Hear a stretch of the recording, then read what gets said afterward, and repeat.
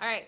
Today we are going to start working on some essays. So for your homework, actually, let's make sure everyone is clear. Next Friday, ladies and gentlemen, next Friday is the last day I'm accepting makeup work. Is everyone clear? You have literally 1 week to turn in all of your tests, quizzes, all of your assignments by next Friday at 3:25. You do not have spring break to make things up. Absolutely not. Because when we come back from spring break, we have 3 days until the end of the quarter. So grades are, my drop-off box is going to close on Friday at 3:25. Is everyone clear on that expectation?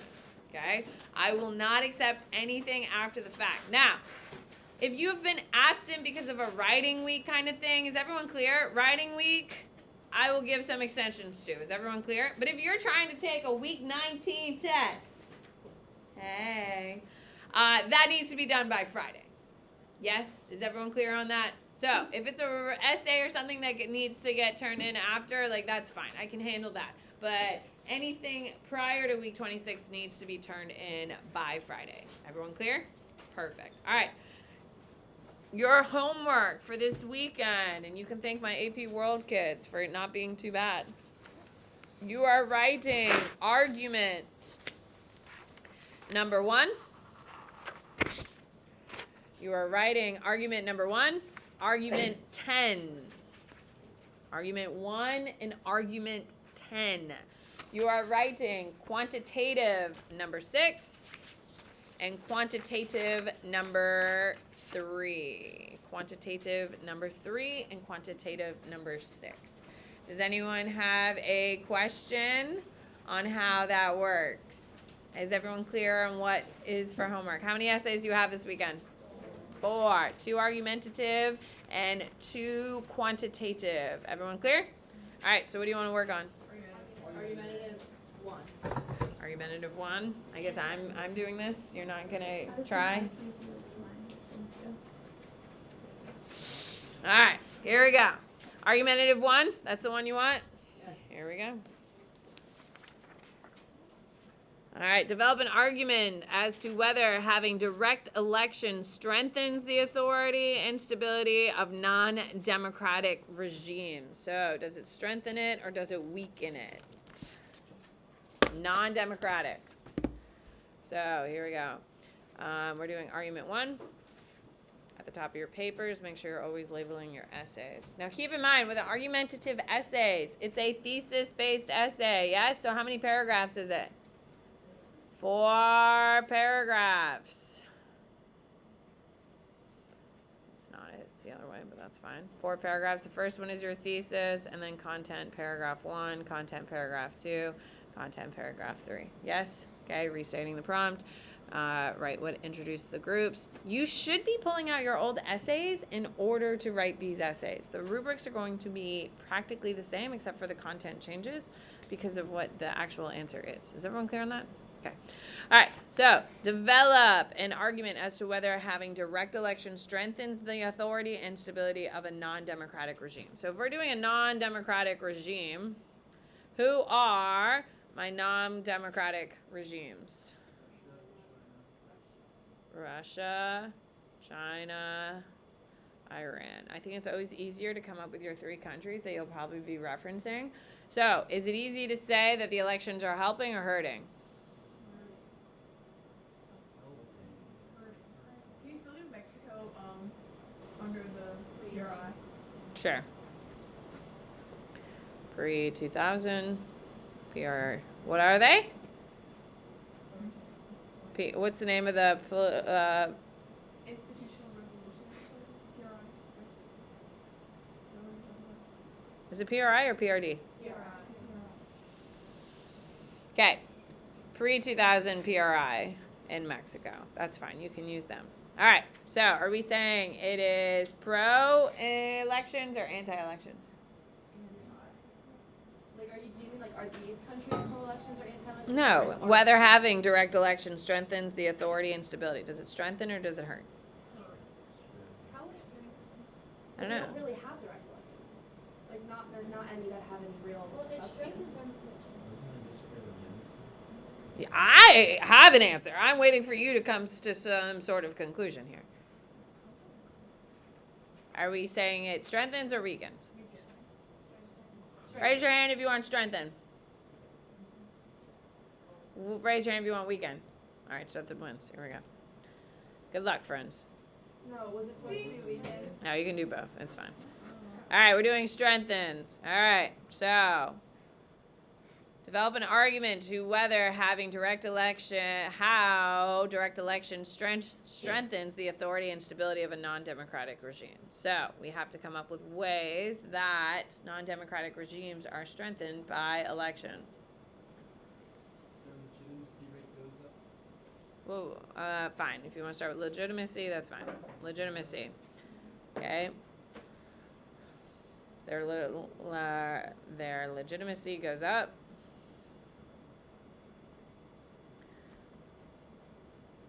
Goes up because why? Because They people believe feel they have a that say. they're more in power because they're elected officials. The people feel like they have, quote, power and influence on their government.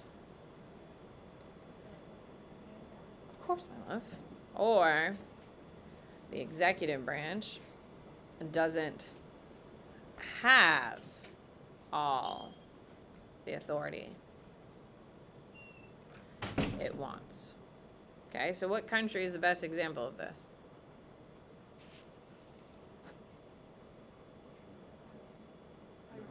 Well, what are you going to cite for evidence here, people? Iran is a presidential. Yeah, but guys, it's a legitimacy because people feel like they have power and influence. Think about where the legitimacy comes from in all of these countries over here. Which one is the easiest one to tie to legitimacy? What are you going to say? Where does the legitimacy come from in Iran? It comes from the supreme leader who's not elected, so that would not be a good one. Russia. What do you got, Rohan?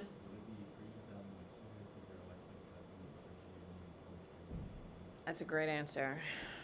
Okay, PRIs, Mexico. Okay, where elections were held, but were predetermined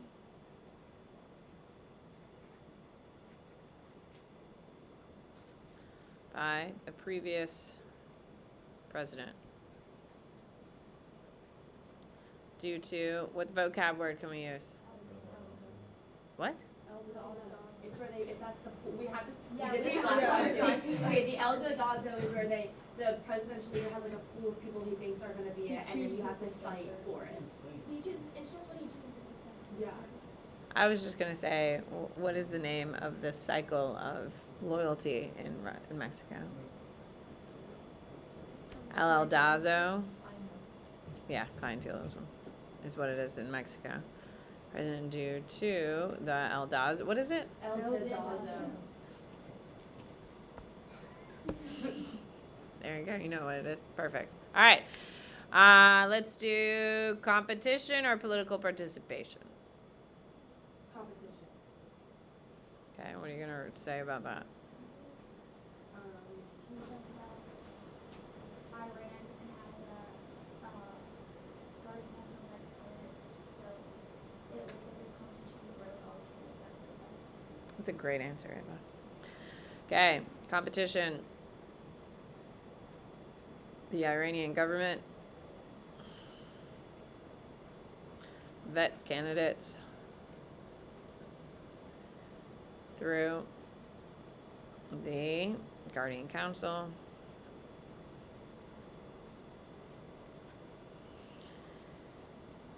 So that even if there are multiple candidates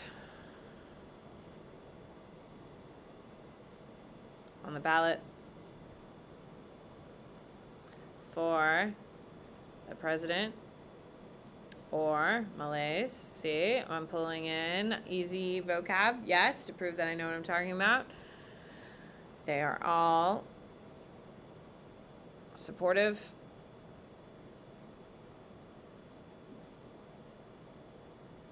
They're all supportive. They all support They all support the, oh my God, Supreme Leader. I couldn't come up with Supreme Leader for a second. Supreme Leader. Huh? And Srila. Okay.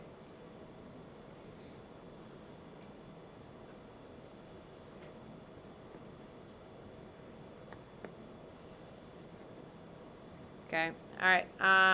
Political participation. Do you want to do that one, or do you want to come up with something else?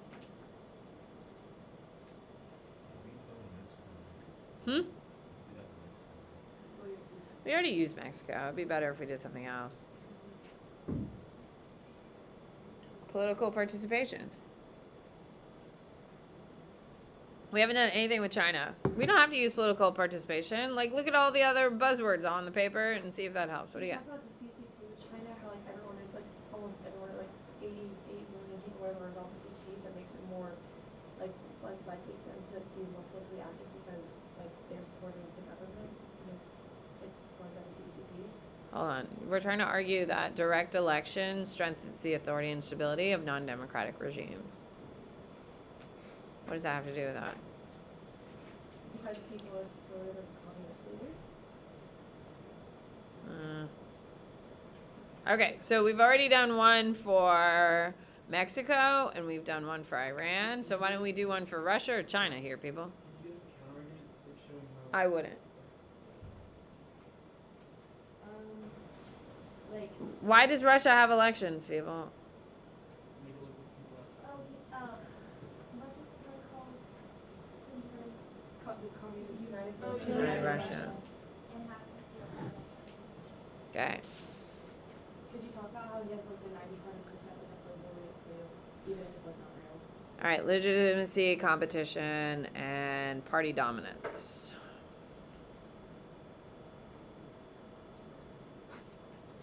Russia votes for the president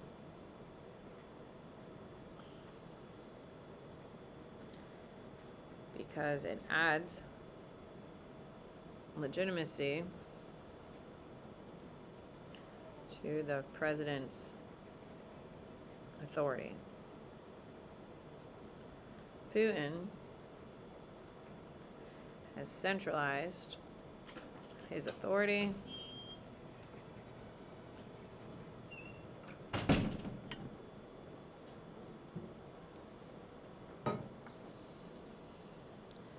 with the United Russia Party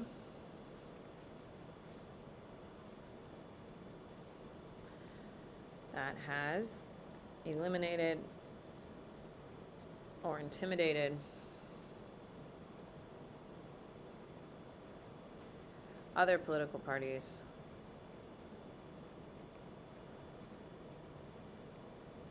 out of existence. He gets. No, I don't want to write that. Okay, that's it. There you go. Sounds good? Okay. All right. There you go on that one. All right, which one do you want to do for quantitative?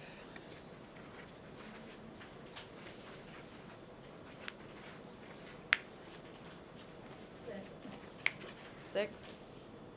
Because every little thing is gonna be alright. Shit. Ooh.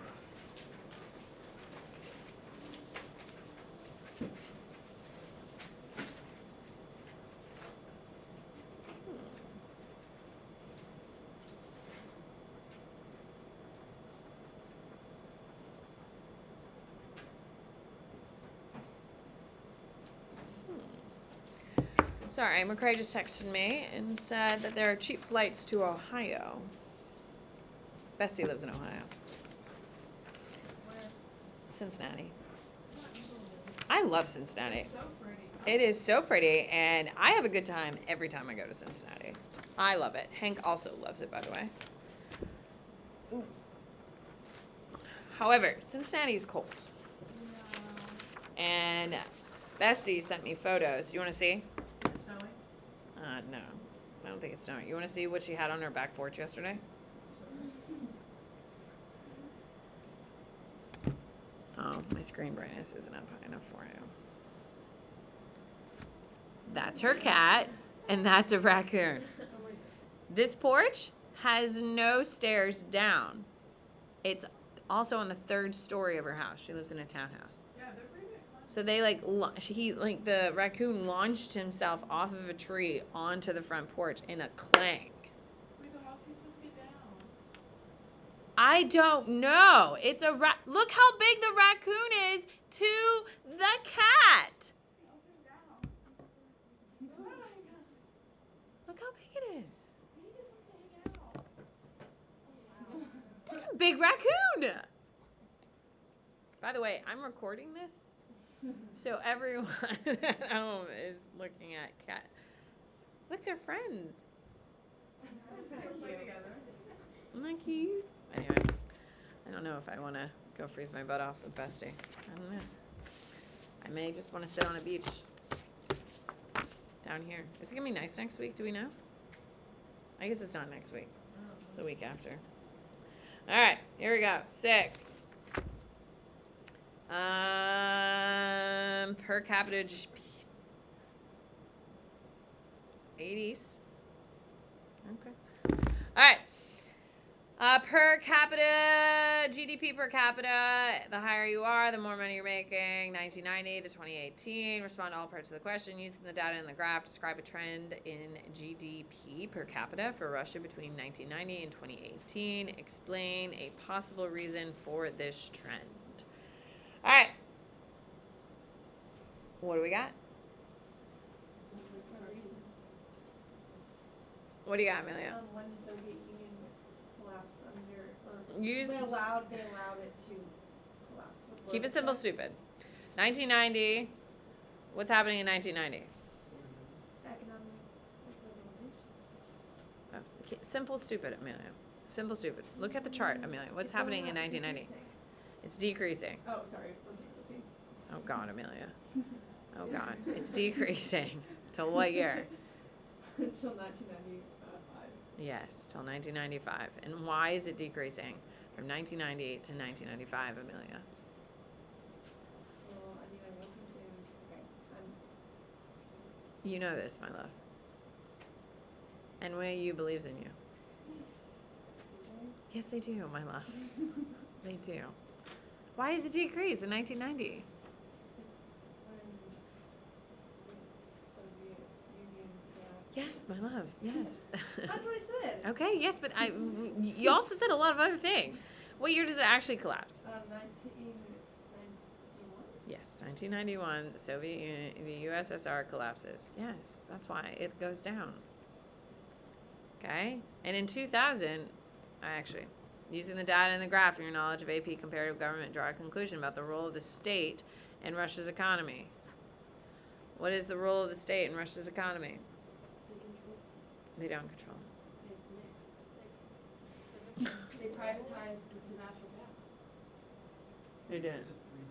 Said 3. Maybe you should open up your Russia notes. What do you got, Ebba? Say like under Gorbachev he did perestroika, so is that even anything after? Yeah, it's He did perestroika, which is like free enterprise. okay. But why does their economy start taking off again, though, Ebba? Because Gorbachev creates what that Putin is going to nurture.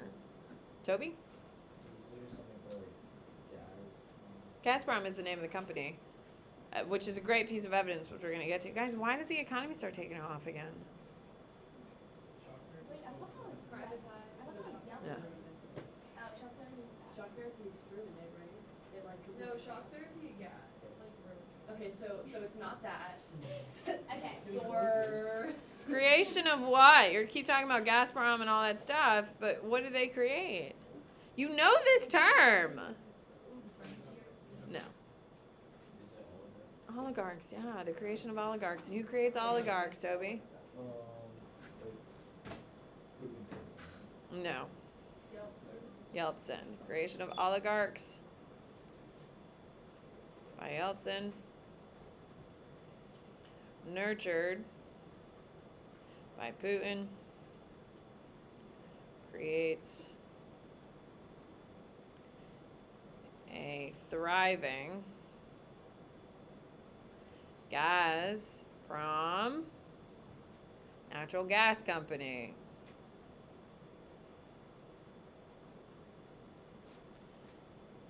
That ensures massive growth in Russia's economy.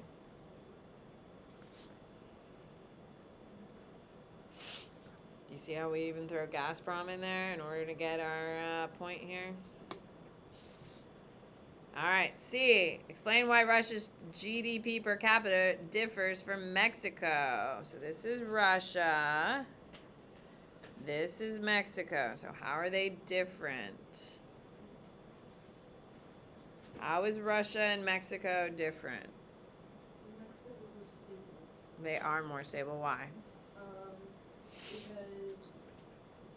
they, is it The US NAFTA? consistently.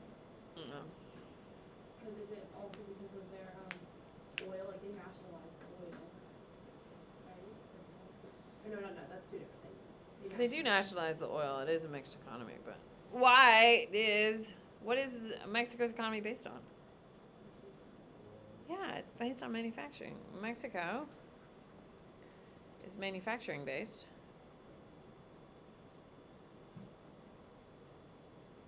Maquiladoras, which comes from what treaty? Yeah, NAFTA. While Russia is what? Is rentier, who opened gas lines, gas pipelines to Europe. That's why their economy goes up so fast. It's because they build, in 2000, they start building pipelines to Europe so they can export more gas. That's why. All right, you have the remainder of the period to write the 2 essays that we just wrote, so you don't have to do them. And then how much do you have to do this weekend? 2. You guys weren't impressed by the raccoon? And I'm just going to say it hurts my feelings. Huh? Open gas.